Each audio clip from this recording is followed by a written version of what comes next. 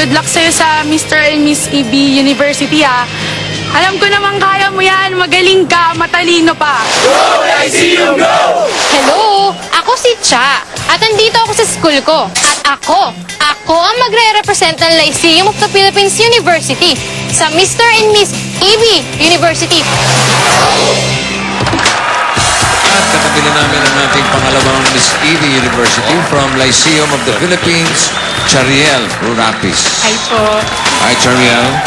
Si Chariel ay second year HRM from... Ikaw nga magsabi, Chariel. Lyceum Of the Philippines O Lyceum? Lyceum po. Lyceum.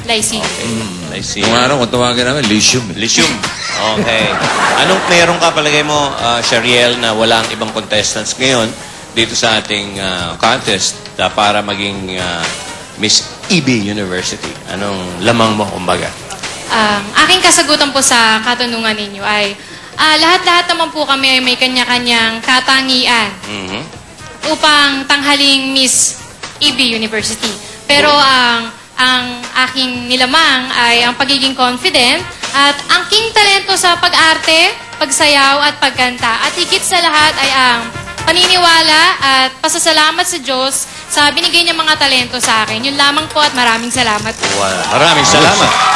Binibining Chariel. At siya'y aawit at sasayaw. Kasama si Mr. Paulo correction. Miss Paolo. Kagulo mo ano ba? Paulo lang. Paulo lang. Mr. Dahil, Kasi ito pinakamaganda talaga. Kasama si Paulo Ballesteros. Anong awitin at sasayaw? Give me more po ni Britney Spears. Aba. Oh, kita mo na? Britney Spears. Britney Spears. Paulo, kaya mo yan. Okay. Ladies and gentlemen, Go, from Chariel. Lyceum, Chariel.